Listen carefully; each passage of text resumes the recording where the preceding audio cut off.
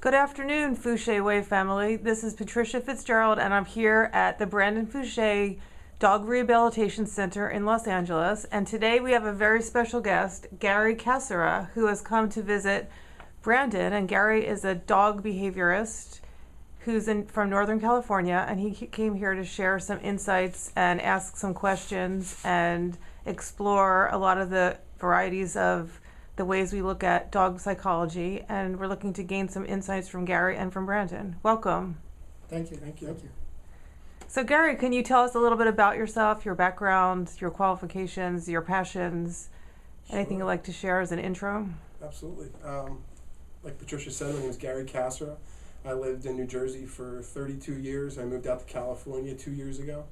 In New Jersey, I have a pack walk and dog walking business that's been in operation for 7 years now, and we do large group walks. We do a little bit of in-home pet care. We specialize in the dogs that need a little bit more attention, a little bit more help on the leash. Not your average happy-go-lucky golden retriever. And those customers are very helpful, are very thankful that we are able to help them out. I've had customers that hadn't been on vacations in 5 years because were afraid their dog was going to bite somebody or whatever, and I had a lady cry in my arms, literally saying, "I can't believe I can go on vacation." And I remember her, so she's still a client to this day. But so I did that for many years, and I got involved with just saying, "Hey, I want to learn more. I want to get these two dogs together, or these two dogs together, or why is this happening or that happening?"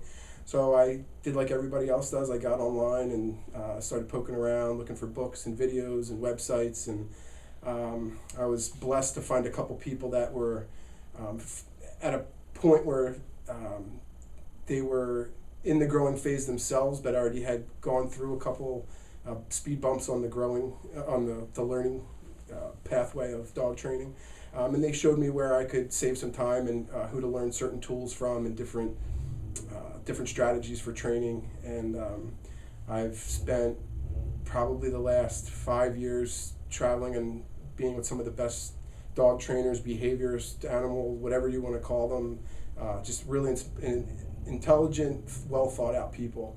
And I'm right now just trying to put the whole salad together to be what I really want to share with people. Great. We're so glad to have you here today, and thanks for sharing. Right. So Gary, I was wondering, you recently connected with Brandon, Mm-hmm. and what about Brandon and the Fouché Way piqued your interest, and what kind of insights are you looking to gain as you connect with Brandon? Sure. So like I said in the beginning, the first 5 years of my business, it was me in the woods with the dogs. I was hiking, very primal, people would say. I really enjoy just being with the dogs. And then I started to watch videos and getting more intrigued in how to manipulate behavior, and I started to get interested in little more formal things, retrieving and healing and play skills and some different things. So I started getting a little bit more involved there, and I feel like I've abandoned a little bit of where my heart is, which is in the woods with the dogs. So I've learned a lot about training and managing motivation and how to create precise behaviors and create good criteria. But I want to get back into a little bit more of what my dog's emotional state is as he is as a being, and not something that I've created through repetition of training or the possibilities of trainings or the environment he's in creating the arousal. So I've wanted to come to what I feel is a damn good expert. Right. So Gary, you touched upon an important piece, which is the emotional state of yourself, Mm-hmm. and then how the dogs pick up on that and their emotional state. And I know Brandon really has a great emphasis on that and has a lot of insights to share. So perhaps, Brandon, you can give us some of your expertise and insights on the emotional states necessary. I'm happy to hear this. Anytime I hear someone that's talking like this, intelligently about a subject that is so controversial, it excites me, because it just lets me know that no matter how far we go, even in our personal life, the things that we do, we tend to come back to the simple thing, right? They always say go with your gut. We always come back to smelling the flowers, watching the sunset, or right? Mm-hmm. And that's exactly what I heard from what you just said. And I laughed because I remember in the beginning, a lot of people don't know this story about me, but it actually started in the Mojave Desert for me, living with the dogs and raising puppies and having them do just dog things and living from a concept of observation rather than interfering with the behaviors of dogs, and seeing that aggression was really the highest form of communication. You know, it's just dogs trying to communicate with each other through what we would consider to be aggressive behavior or dominant behavior, which today has, for some strange reason, become a bad word, right? We don't want to hear about discipline. We don't want to hear about domination. We don't want to hear about aggression. But when I was growing up, that's all I saw with the dogs.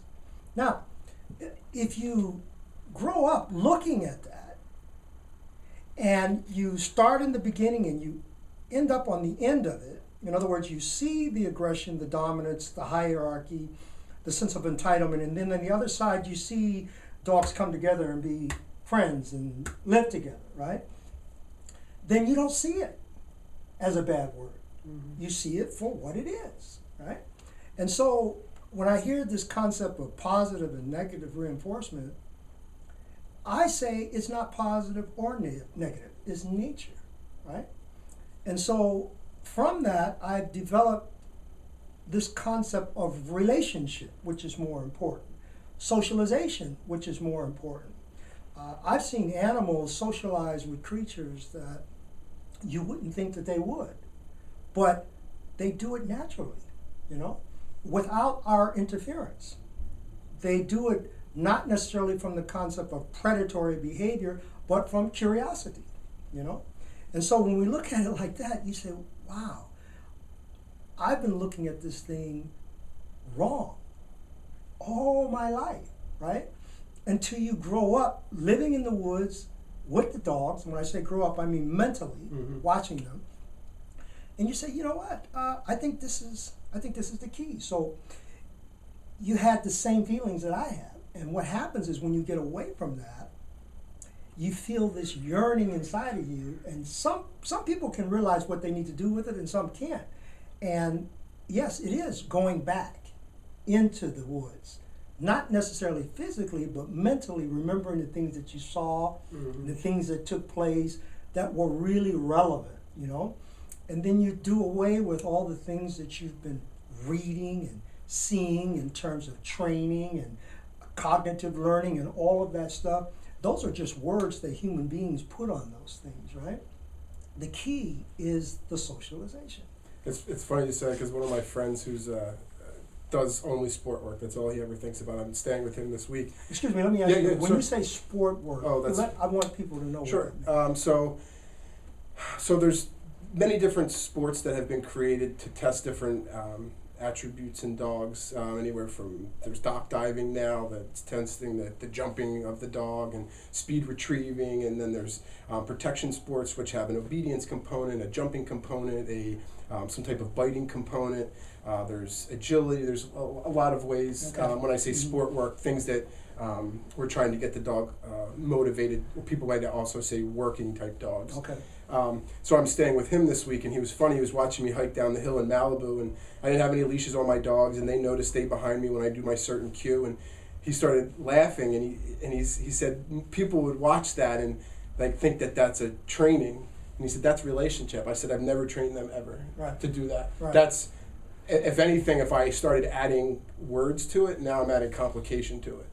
You just stay behind me, and when you start to come in front of me, I do something that makes you want to stay behind me, which is whatever, look at you, space, something. Right. So it was interesting to me that it is a lot of the talking has actually got in the way, I think, of being able to be with the dog and my expectations or the things that that you say, hey, lay down. Well, maybe he wants to circle twice. His hip hurts. You Right, know, exactly. calm down. You know, like, slow down a little bit. So, Fantastic. so it was just interesting that you're saying that with with the talking. I try to tell my clients, like, hey, maybe, if you're going to work on downs, maybe say it twice today. Maybe try to communicate other ways besides the way you do. Right. Does he understand body language if you wave your hand or if you Right. pat him this way, or Right. do you have other ways that you can talk to this being that doesn't speak the same language? You do? Absolutely. Whatever. So. Wow, that's wonderful. I didn't expect that. That's great. This is the kind of thing that I'm talking about. I mean, we spend a lot of time talking in terms of positive reinforcement, which actually confuses the dog because in nature, they don't reward for good behavior. There are no alphas handing out treats saying good girl, good boy. They only say what they don't like. And that means everything else they like, Mm-hmm. And so we actually, with training, we get this false sense of security that we are controlling a dog's behavior. And on one hand, it's correct because we're teaching a dog to do something, but when we start to use it as a form of control, that's when we've lost it. Right? Mm-hmm. Because training is really just forcing a dog to do something that they already know how to do. Because I never met a dog that didn't know how to sit or lie down or stay away from something. I mean, Yeah. they come here knowing how to do that. Yeah. So when we insert ourselves in that, we, like you said, begin to complicate things. Yeah. Now the dog is focusing on an emotional thing that it's doing. It's emotionally connected to something, but then we enter in this verbalization, which contradicts what the dog is thinking, and the dog becomes confused. It happens all the time. Mm-hmm. And so we do talk too much to our dogs. In fact, I saw a program, it was on the news this morning, and they were talking about dogs being able to understand words. They could actually understand words. They do communicate with us that way, and that they did this study where they would speak words to dogs and then they would talk gibberish, just gibberish. And they realized that the gibberish dogs could ignore, but the specific words they could understand and know what it is that we wanted them to do. Mm-hmm. And I thought that was interesting. And I've seen a lot of dogs who understand a lot of different words, but at the same time have a lot of behavioral problems. Because yeah. even though they understand the words, the actions that come about from understanding those words create neurotic behaviors. Absolutely. So the key is, what are we saying to our dogs? We may be speaking to them and they can understand words, but what are we actually saying? And the mindset we're creating too. That's what I'm always going back to, is I couldn't imagine living in the stress of that. And that's where I'm kind of an outcast with not that I'm an outcast because I'm really just a small peon in the whole pie, but it's the people that I hang around with, they think I'm different because I care more. If I take my dog out and she's acting like an idiot, I'm not taking her out to train anyway because this is training. She's going away, and we're gonna work on that. It's not about healing today. It's about when you come out, you're just coming out of the car. Like the spinning and pacing and looking for everything and what's going to be my trigger so I can get adrenalized. No. I'll tell you when you can get adrenalized. Just relax. We're just going to walk over to the field. And the people that when I'm around, they look very, they're confused by that. And it's like, well, just tell her to lay down. And I'm like, yeah, I can train her. That's not a problem. I tell her to lay down, she'll lay down. It's not going to change how she feels about the environment, which is I'm laying down, but my mind is still ready to go do whatever it is that makes me, right now it's the value is out here. Instead of, for me, the value should always be with you and I. We're doing this together as a team, even if it doesn't look pretty. Right. We're gonna run the agility field and I'm gonna laugh and we're gonna clap and you get your toy and who cares? But that's kind of more where I'm coming back, where I enjoy the preciseness, I enjoy the training of it, but I'm really starting to understand the mindset that I want to live in, and why wouldn't I give that to somebody else? Beautiful. Like as Beautifully said. another being, Yeah, beautifully said. I want to say something. That's fantastic. There is a saying that dogs are simple-minded creatures, but they're able to perform complex tasks. That's a perfect example of that. Now, here's the thing. When we take this journey, And we start here and we end here. And then we find that something's missing. We look at ourselves. A lot of times, things we do with our dogs, the journey that we take with our dogs, is a journey that we are actually taking within ourselves too, right? Mhm. So the things that we do with our dogs are either things that someone else has told us to do, society, or emotionally, these are the things that we feel. So, for example, if you are a person that's energetic, hyper, loud, an extrovert type person, then we will bring that out in our dogs, right? The problem with that is we really, ultimately, what we want is a nice, calm dog. We want a dog to socialize with things in a nice, calm way. Ultimately, that's what we all want. When we look down that rabbit hole, and the light at the end of that tunnel is a calm dog. But we have spent so much energy focusing on what we feel inside ourselves that the dog now becomes confused with what he really should be doing. So, if you do work that revolves around agility, physical exercise that require excitement, right, in our dogs that pumps them up, then they see life that way. They come out of the car seeing it that way. Mhm. And ultimately what we really want is to, like you said, just come out of the car and be calm. Mhm. But how can the dog be that when you have imprinted Yep. that behavior on them? Yep. You see what I'm saying? No, absolutely, and that's where, like, I'll go to training and they'll see me walking my dog, and they're like, "Why are you walking her?" And it's like because she's a dog, and that's what dogs do. They go out and they migrate. Mhm. They go walk. Mhm. They don't just run down the field and bite things, or they don't just run around in an agility field. Like, there's things that she needs. To me, this is an activity we do together, Uh-huh. and this is an activity I do for you. And then when I want you to lay on the couch, that's what you do for me. To me, that's the magic. I give to you, we do this together, I take my piece. Right. And that's, Right. and just to step back even more to what you were saying about it kind of reminded me with the positive reinforcement I've seen a lot of, like what you were saying, when you think something's not working, we look inside.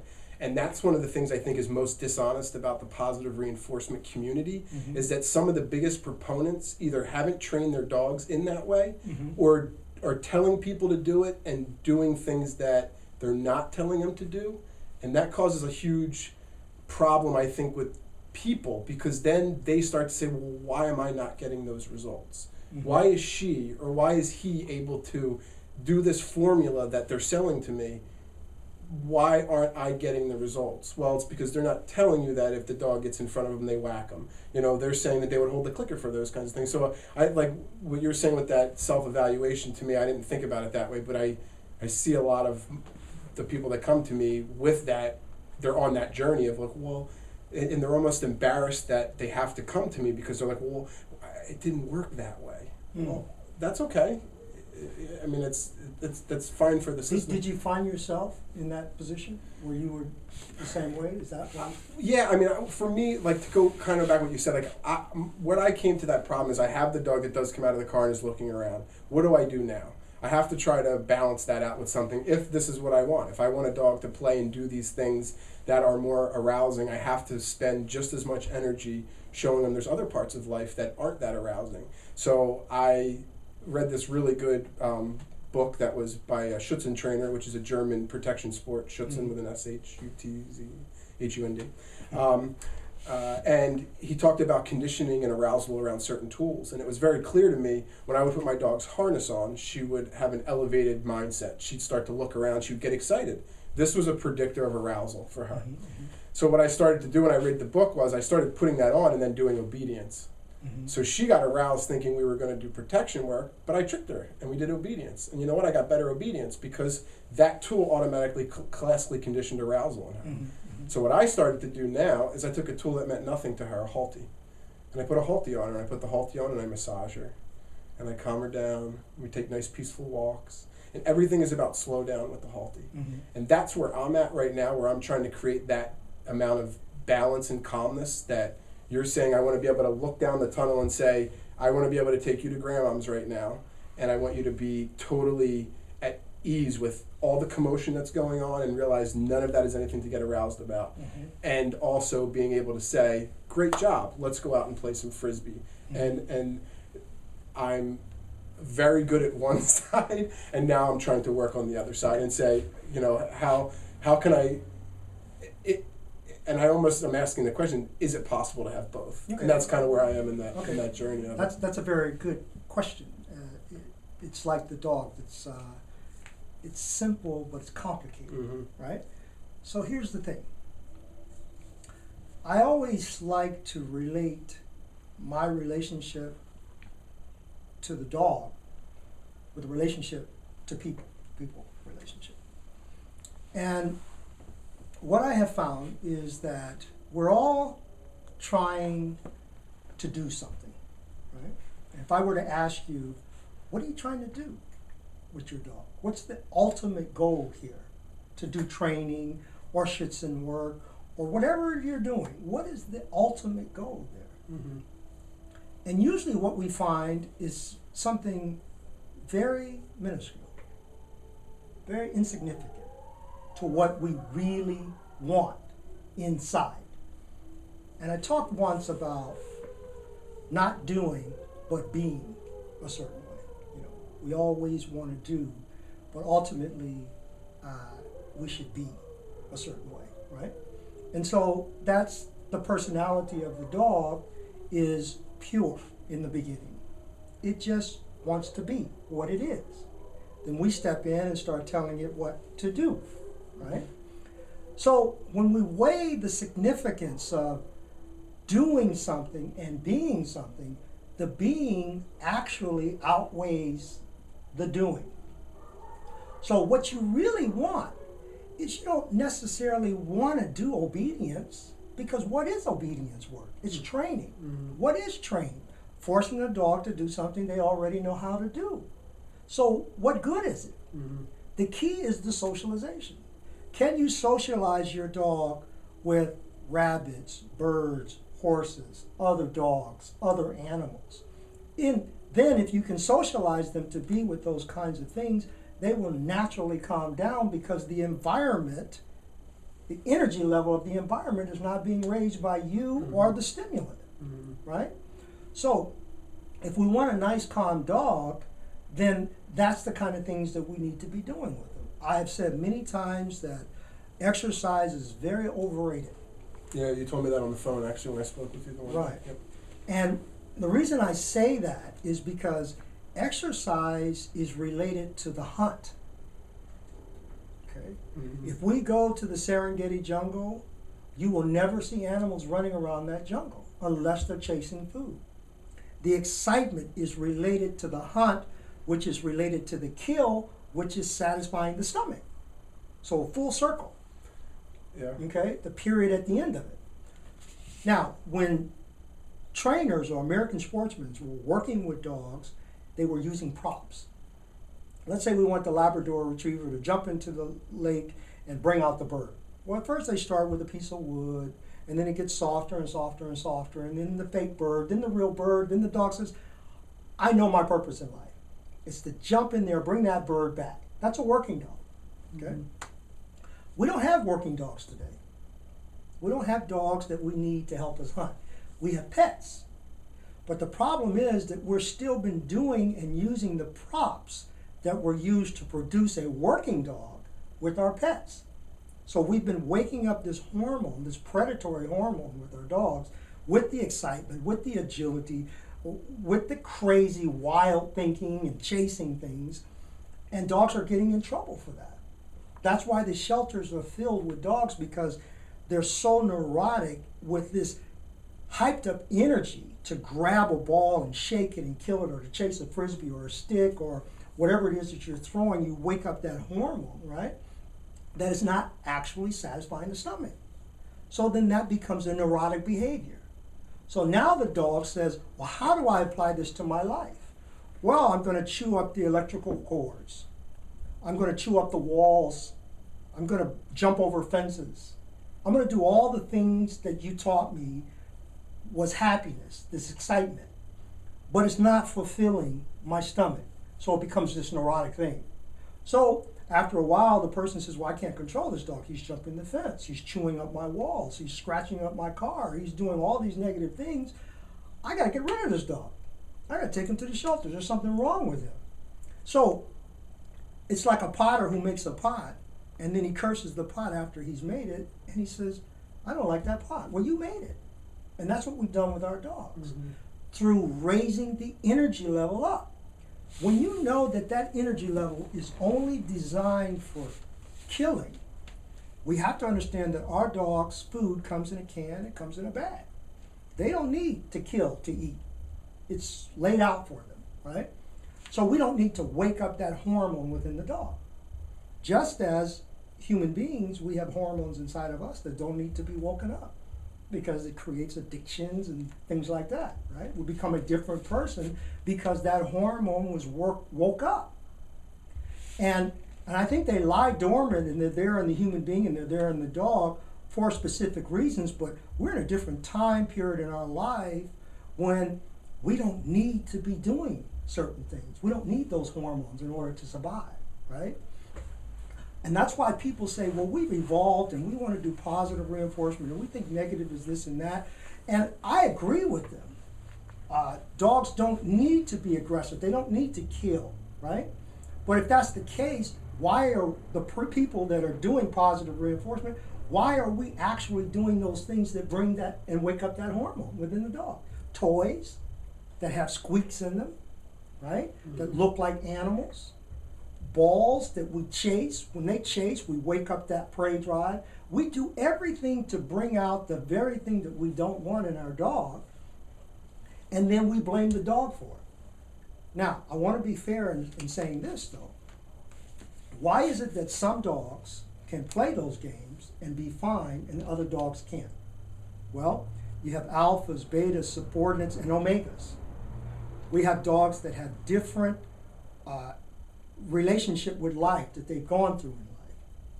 And so a dog that's an alpha or a beta is a dog that's going to perceive chasing something a little different than a subordinate dog.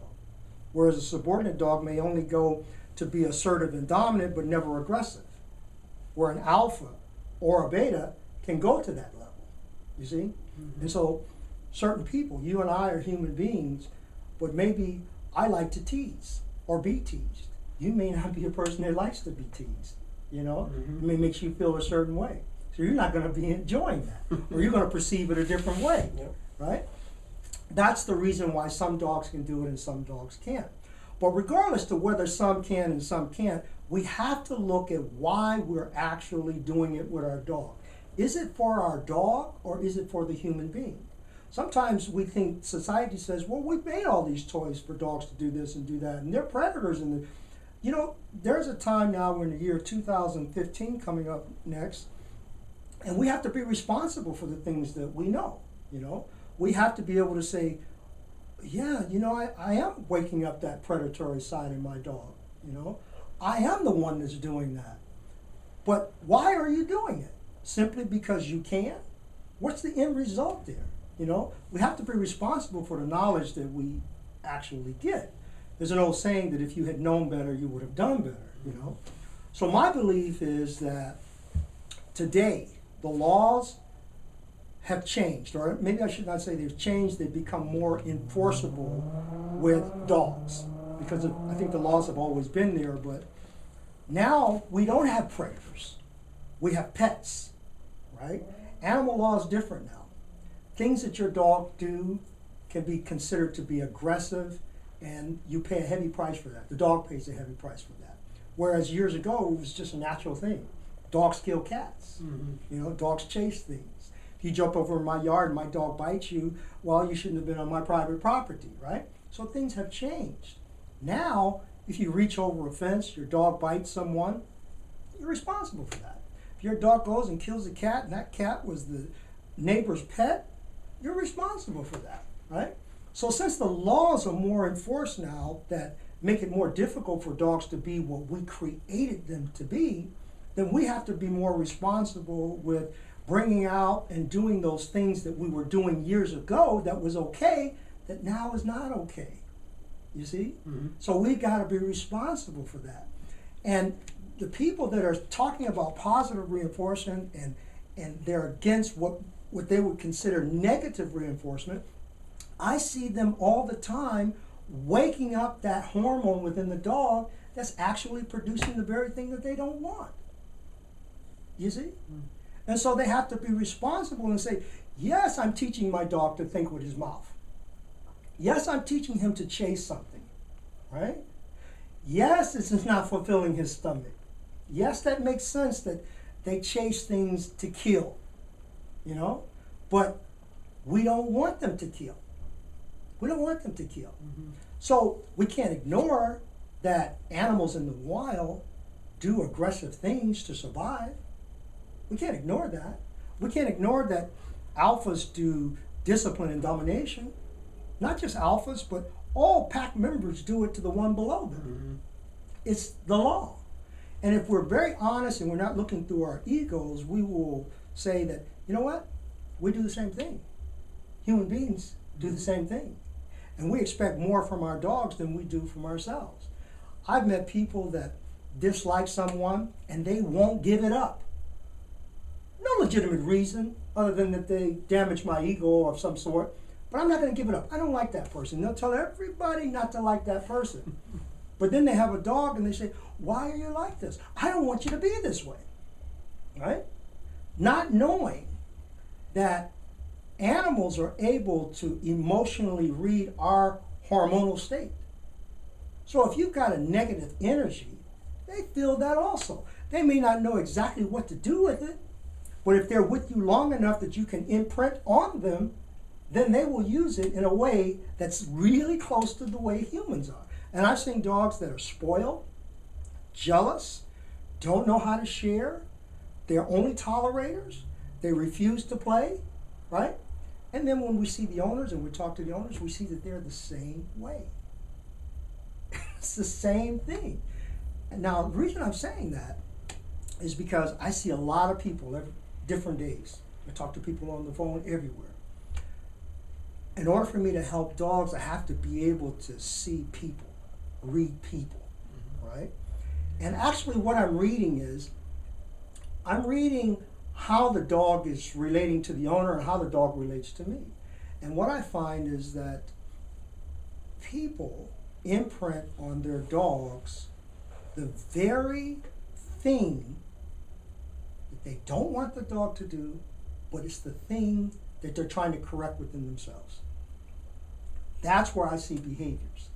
So if you're having problems with your dog and you can't solve those problems, that's because there's a problem inside of you that you're not understanding. You can't control that problem, you see? But those who can take their ego away, actually you can't take it away, but to know that you have it is enough to control it, right? We can say, you know what? I got this problem, you know? And I'm responsible for imprinting that on my dog. And you have to change. You have to have that paradigm shift. Every person that I have ever worked with that has not been able to get over a problem with their dog is something that they can't get over within themselves. You know? I see it all the time. But because I'm not a psychiatrist, I'm not a therapist that's dealing with people, I don't feel responsible enough to really get into that because that's not what I do. But I just make people aware that that's what's happening. And then they can go back and go home and think about, yeah, you know, I am an asshole. Or I do think like this. And you know what I'm saying? Yep. Oh, yeah. And that's what I do. I mean, that's how I've been able to be successful with dogs, because I look at myself for what it is. I see dogs, there's no pretense there. They are what they are. People, there's pretense. I can say, hey man, how you feel today? You'll say, I feel great. But you just came in the door maybe and told someone, I feel terrible. Right? Yeah. You know? And when you're alone with your dog and you project that energy, that emotion to them, who you really are, some people talk to themselves. They say negative things all the time, that negative energy. And that dog is sitting there reading the body language, that energy, right? And then the dog says, "You're my leader. This is what you want me to do?" Right? Even kids do that. You'll see kids saying things that parents have said and acting the way parents act. Dogs do the same thing.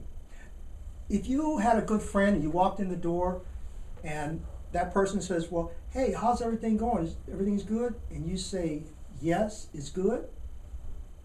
Then they can look at you, if they really know you, and they'll say, "No, man, what's wrong?" Right? And you say, "Well, this and that happened." Well, dogs see that all the time. All the time. They look at you, they see it. I had a mentor tell me it's the story reality.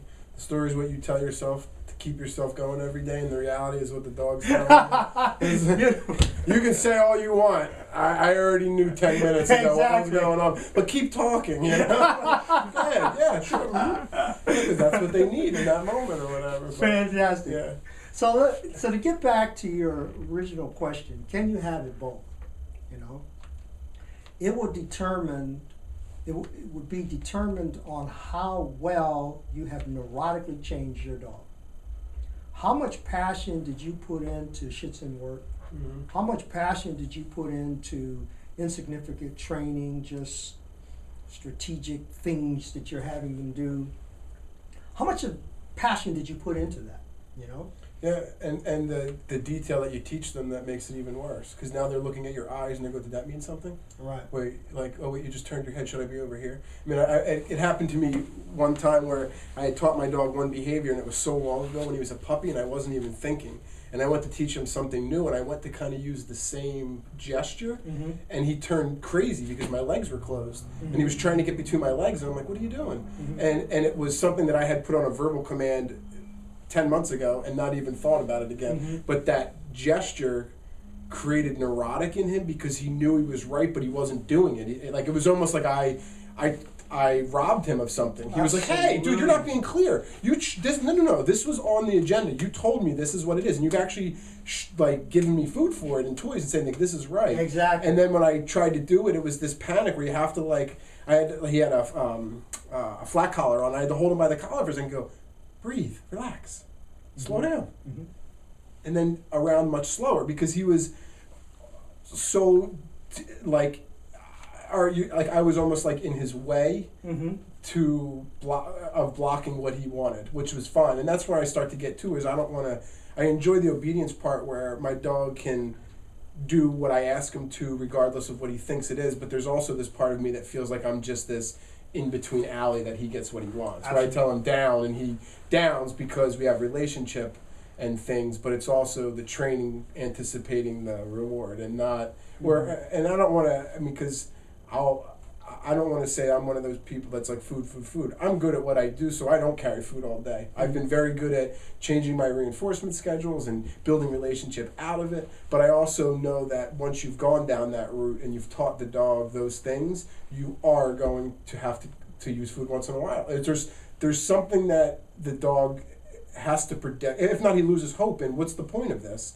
The hope is that I tell you lay down, then you're saying there's going to be something in it for me later. If I enjoy that part of it. I think it's fun. It's challenging and it's mental, but it's not. It's still from my end. It's the way I communicate verbally, not where I'm looking at him and his mom might go like this or something, and he where it's. I want to get more back, I think, to close my mouth with my dogs, if that Well, here's the deal. Maybe there's things within yourself that you feel you need structure with. Oh, yeah. Do you understand? And that's what I'm talking about. We imprint that on our dogs. Yep. Okay? And so our dogs become confused when they really just want to be. We keep telling them what to do. That's what I'm saying. Yeah. So if you want to become more balanced, then you have to find out, I always say that training is like a landscape garden. Everything is cut out so perfectly, looks good. We look back and we say that's beautiful, right? And then what I do is like a rainforest. You look at it and it looks chaotic. You see dogs everywhere, the energy flowing everywhere, and you say, "Wow, that's crazy, all of those dogs." But then, like the rainforest, when you look very closely, when you become still and look Yes. very closely at it, you see that everything is as it should be. Every weed is where it's supposed to be, and you look really close and you see the bugs and you see everything living harmoniously the way nature made it, right? Yep. That's being. That's being, Mm-hmm. right? And so you take yourself and you implant yourself in that moment of thinking, being still, right? And then you don't have to try to control energy, you're flowing with it. And in flowing with the energy, you're actually controlling it. That's a very difficult thing to do for most people. But just like with dogs, they're simple-minded creatures. They're able to produce complex things. That's what we have to be. We have to be very simple-minded, but to perform complex things. I'm not talking about something that's simple. It is complex, but it requires that you look within yourself. So let me tell you what I see. Mm-hmm. And this is my first day meeting you. Yeah. If you've got a dog that's doing what I heard you just say do, that I consider to be a neurotic dog. Mm-hmm. Okay. Now, on a scale of 1 to 10, a neurotic scale of 1 to 10, how much of this is genetic and how much of it is learned? Mm-hmm. So when we determine that the dog is a 2 or a 3 genetically, has a genetic predisposition to be hyper, right? That's normal. Is when we go in and try to connect to that and produce more of that, that's the learned part. Mm-hmm. So now on that scale of 1 to 10, when we finish, your dog comes out of the car, we see 10. But that's not who that dog really is. It's really a 2 or a 3. Mm-hmm. You see what I'm saying? Yep. So when I hear that, it tells me that that's the same struggle that's going on the inside of you. Mm-hmm. It's the same struggle. Mm-hmm. And in order to fix that, you have to stop that. Mm-hmm. You have to give it up. I don't play ball with my dog. I don't throw things. I don't roughhouse. Mm-hmm. I don't play tug of war. I don't play chase. I don't give them toys. I don't do any of those things. But what I do with my dogs is I socialize them with everything that is in my world, that I do every day, that I frequently do, whatever it is, if it's horses or rabbits or cats or whatever that may be, that's the energy that I project to them, that this is what we're going to be doing, but not through energy. That's why I say exercise is very overrated, because we don't need to do that, right? I mean, we hunter-gatherers, we're different now. The way we go to our grocery store and we buy food, we don't have to, right? So it's a different mindset. So if you feel the need to create excitement and energy in a dog that on a scale of 1 to 10 has a genetic predisposition to be something, and you connect to that, then you're creating more of that. Mm-hmm. So you got to let that go. And that's where I think what I was saying to you is I realized that the person, like sitting here with with you saying this is really kind of funny. So the first person that I had mentioned in the beginning that had kind of got me on this path told me about my energy level and directed me in that way, as saying like, hey, you have a lot of energy. This might be something fun for you, because go into some obedience and that kind of stuff. And now what I'm actually stepping back and from a lot of self-evaluation and changing, moving across the country and being around different energy of people, I, like you said, coming back now going, even though that's who I am, it's not who I want to be. I want to be somebody that is a little more calmer and focused and more aware of the people in my environment, and not so much about what's going on with me, but what's happening there. What can I do there? That's so important what you just said. And I never thought about it that way, but I mean, she didn't do it on purpose, but she kind of stuck me in that way because it was somebody I respected in the dog world, saying like, hey, maybe this is, you love dogs, and being calm with dogs isn't maybe your strength. Instead of saying maybe go work on that if that's something you're passionate about, she kind of told me to harness that energy into that, and it took me on a journey of a couple of years. I learned a lot of things, but I'm back on the Well, original think about path. it. Think about that. It's so profound. Isn't that what we do with our dogs? Oh yeah. We see that energy And in then them. we got to burn it off. Exactly. And then now you're creating a aroused mindset all the time. You're Oh, feeding it. Yeah, yeah. You see? And that's the concept in bite work. Mm-hmm. Okay? The concept is that if we do this, we're going to reduce the drive. How neurotic is that? Yeah, well, I actually think part of what you were saying too is you were saying like what kind of people get those, and I see everything from, people who want like the SEAL Team 6 thing happens, right? Mhm. And somebody goes, "That's going to be a great dog for me. I need to get a Malinois." Right. Right, and now they get a Malinois, and it's nippy on their palms, and they're doing all these things, and it's biting their kids' legs. And instead of meeting somebody that's saying like, "Hey, let's teach them to do something else," they're saying, "Oh no, we need to channel that into bite work," Right. which is what kind of what you're saying, and that's where I've been stepping back, saying, "Well, no. Let's teach them not to do that first, and then we have that relationship. Now, if you would like to bite this thing because Right. that's something you enjoy, then do it." And that's kind of what I had said to you before was like, well, you had asked me the first question we talked on the phone was, well, what is Schutzhund? And it was a loaded question. I didn't know you were a lawyer because you knew the answer already. But I was trying to explain it to you, and one of the things I talked about was genetic selection. And you were probably laughing on the phone knowing that, yeah, they've been selected for that, but it doesn't mean that's what they have to be. Absolutely. I mean, my one of my family members had a problem with alcohol. It doesn't mean that I have to be that way. Exactly. It's I saw and I could take changes and move the road, and that's kind of where I'm in a crossroads with a lot of things. I have a lot of knowledge in different parts, and I'm just trying to put that salad together of what's my perfect recipe starting at home with my dogs, Mhm. and then what I can best share with people to get what they want and not lead them down the wrong path where it's, I have to get my dog, I had my last trainer told me I had to get up at 6 a.m. and play ball with him 20 minutes before I leave for work Mhm. instead of something else that wasn't so arousing, and that's where I'm starting to see like what you were talking about is it's not about running around for 45 minutes, it's bursts. They're like tennis players where they're running for, a minute or two to chase something, and if it doesn't work out, well then I'm going to go back and save my energy for later. Yeah, in fact, they don't even really do that. I mean, I've been doing this for so long. Yeah. I've been doing this for so long that that's not what I see in dogs. Okay.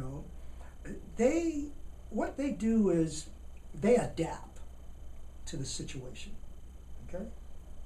It's just like animals that when you're in an area and the space has been taken up because there's so many of them, and they begin to destroy each other because there's not enough space. Mm-hmm. They adapt, okay?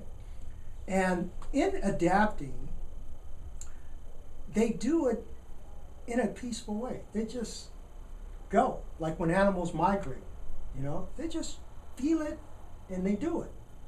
So when we're trying to get them to do certain things to burn off energy, we're going back to this again, then you're creating more energy, more of that same mindset. Mm-hmm. So I believe that is incorrect, what we're doing with our dogs. In fact, there are more dogs that are being destroyed today because of energy than any other time. Energy leading to destructive behavior because of the physical things that we're doing with our dogs. The bite work or biting anything, right? I mean, I have a mouth. I don't go around biting things, right? It's used for food, for opening things, that sort of thing. Same way with our dogs. But if you got them chasing and grabbing and shaking things and somehow you're thinking that that's satisfying that dog, most people, I've had one gentleman told me, he says, my dog enjoys killing things. He's a predator. That's what they do. Well, serial killers enjoy what they do too. Doesn't make it right. Mm-hmm. Is not necessary. We have pets today. We don't have working dogs. If you live on a property where you need working dogs, then yes, I understand you having them. Mm-hmm. But there are people that are living in the city, living in apartments, communities where there are kids, and they are waking up this in their dog. And this is where I come in and say, hey, this is wrong. You shouldn't be doing this.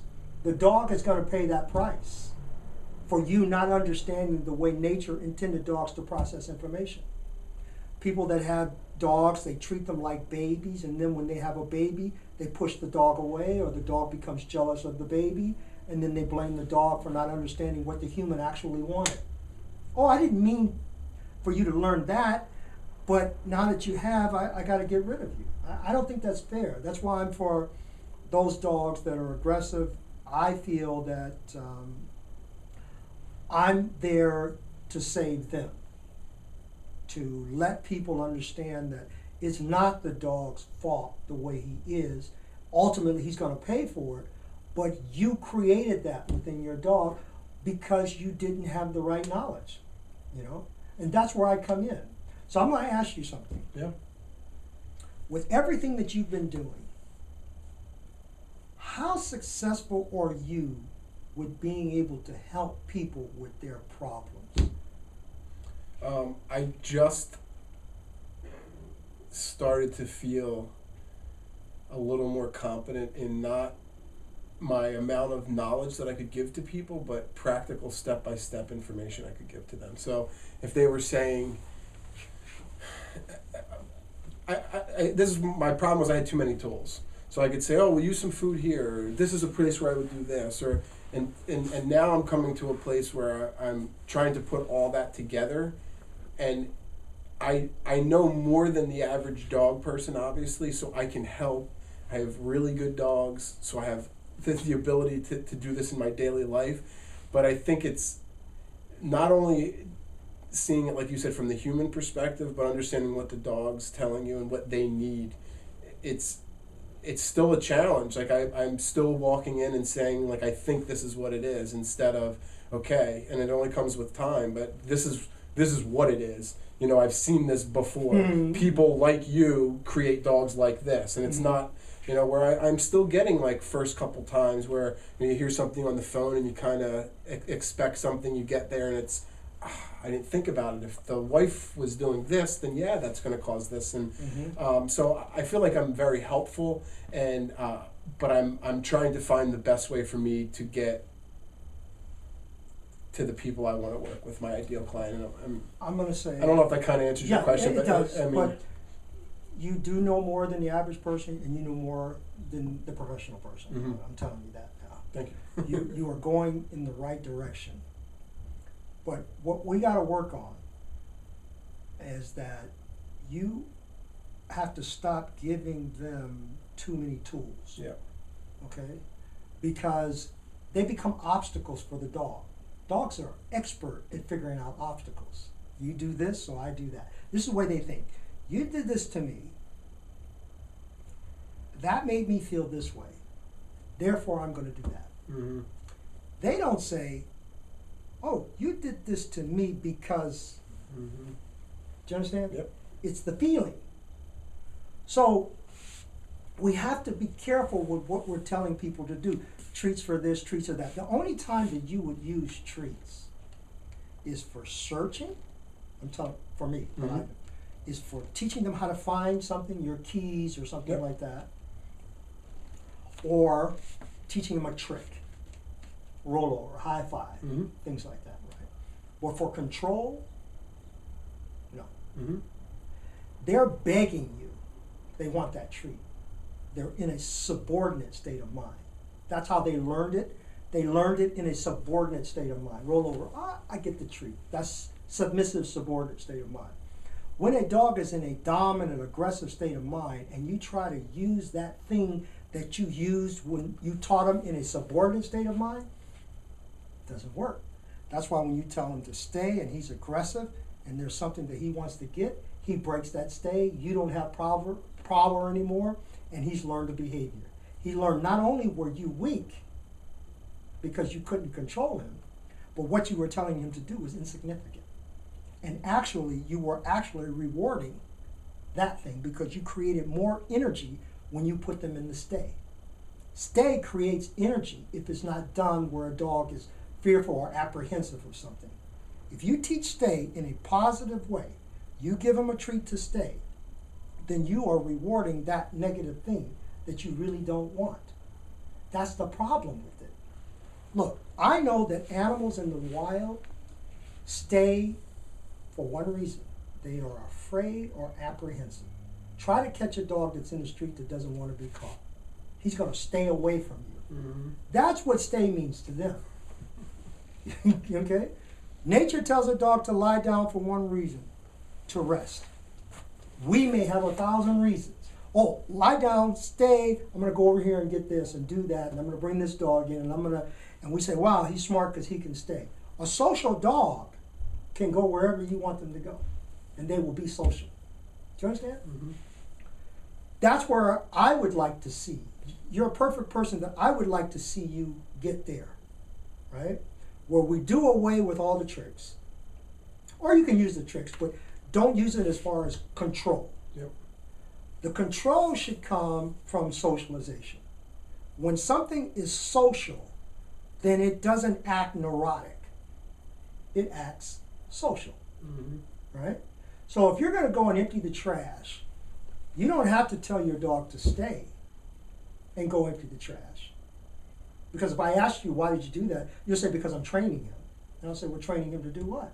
Training him to stay. Why? And then you get lost. Why do I want him to stay? Wow.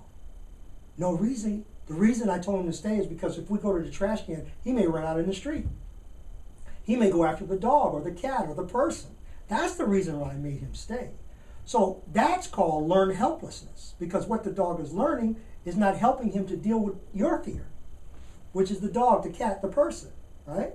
So if you can teach the dog to go to the trash can without running across the street or going after the person or the dog, then you're socializing the dog with your fears, right? Mm-hmm. And that's why positive reinforcement can be positively reinforcing negative behaviors. That's why we don't need it. That's great. People want to train. I mean, that's fine. If you don't have a problem with your dog, it is not revolved around aggression, then go ahead. If that's your sport, if that's what you want to do. But when you're dealing with aggression, which I see today, there are more dogs dying than ever before, with more trainers that are out here today. There are more trainers today, Mm-hmm. that are out here, and dogs are still dying. Shelters are overloaded with dogs. People are giving them up, right? Because they're not getting truthful information. They're getting accurate information, but it's not really truthful. That's where you're stuck. Mm-hmm. That's where you're stuck. I see a person, and correct me if I'm wrong, I see a person that's trying to fix themselves. You don't get to want to fix dogs Mhm. like that if you're not trying to right yourself. Oh, absolutely. I mean, that, to me, the fairness in everything that I've learned from my dogs is because they've taught me. I mean, I've had, if we're going to get super personal, I mean, the first dog I got was from my father who passed away, and he created a monster of a dog. But many people, I mean, he's in the van right now, and I wasn't a dog trainer. I didn't know what to do. And I did things that I would never want anybody to do just because I was frustrated. Push them, whatever. Stop barking at the door, grab them. And then I realized at one point where this is not solving the problem. I mean, this is, part of it was watching some TV shows and different things and realizing, if somebody told me to do something angry, it might make me do it, but it's not going to, make me do it, want to be doing it. It's like I'm doing it because, like you said, I'm either, whatever. So I'm trying to, definitely with him, I've learned a lot about staying expectations and understanding of thing is going to be what he's going to do. He's already had a lot that came in when I'm here, but I don't have to feed into that when he does something. Just because he does something doesn't mean I have to be emotionally changed by it. And actually, if the more I emotionally change by his reaction, I can't help him now. Exactly. So I'm on his level. So I've learned a lot through him, and then I've just been trying to learn everything about the dog world. I've been doing a lot of grooming lately with my Shih Tzu. I mean, I enjoy it all, and right now I'm I keep saying, I'm trying to, there's some things in my own life I with my dogs that I want to be a little bit more relaxing about. But ultimately it's about helping. If you're gonna be a dog trainer, you gotta help other people. Right. So in the end, let me tell you how I kind of do things. I don't focus on what I don't want the dog to do. I only focus on the end result of what I want them to do. That's the only thing I focus on. What I want him to do, where I want to be with him. What does this person need from this dog? And when you focus on that, that's the energy that you get. And that dog picks up on that. That's why you can take a dog and get them to do this or that and give him back to the owner, and it doesn't work for them. Mm-hmm. Haven't you found that? Oh, absolutely. Okay, because you know what you want from the dog. But when you're trying to fix something that the owner doesn't want, and you focus on what the dog is doing that's wrong, oh, I don't want him to do that, I don't want him to do that, then you're going down the wrong path. You understand what I'm saying? Yep. So you only can focus on what you want from them. That's what I do all the time. Okay, I don't want you to go after other dogs. So I'm going to take you to those dogs. But I'm going to control the whole situation, you know? I'm going to introduce you and socialize you in a way that your hormones are working properly.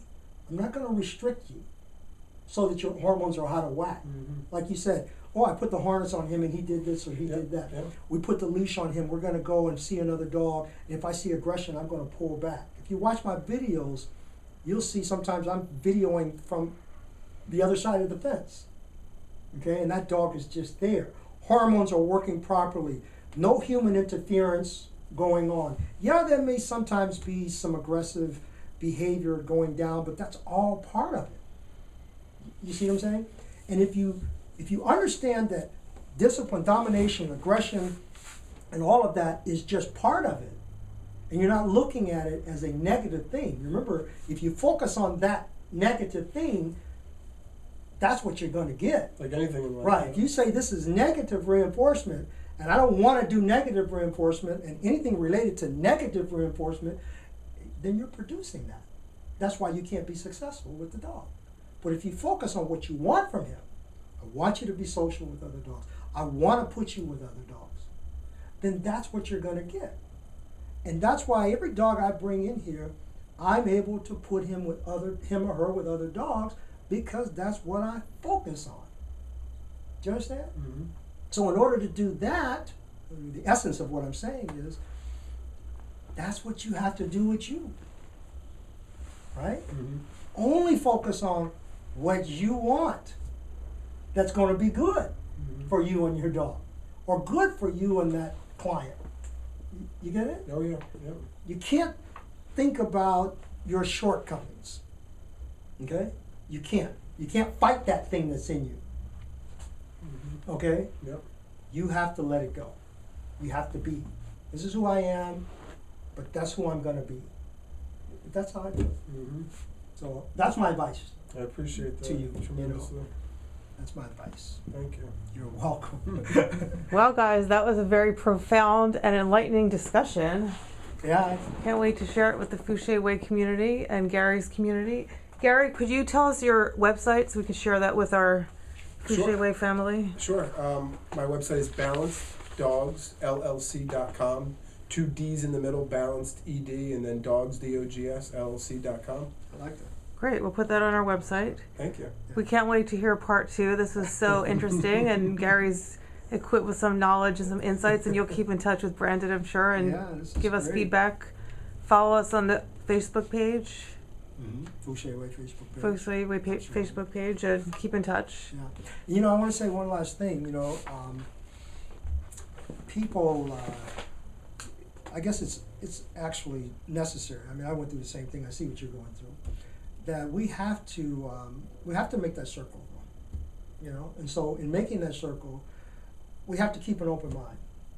You know, that's the only way. Yeah. Because closed minds block you from making that transition. Mm-hmm. And I'm so excited to have this conversation with you, because I see what you're seeing. I've seen what you're Yeah, seeing, yeah, yeah, you know, and that's, And I respect that. That's why whenever I look for people that I want to share knowledge with, I'm looking for people that have seen things, because I haven't. Wisdom only comes from one way, time. That's it. And I appreciate everything. Thank you very much for Very having me well. down. Awesome. Thanks for a great interview. Yeah.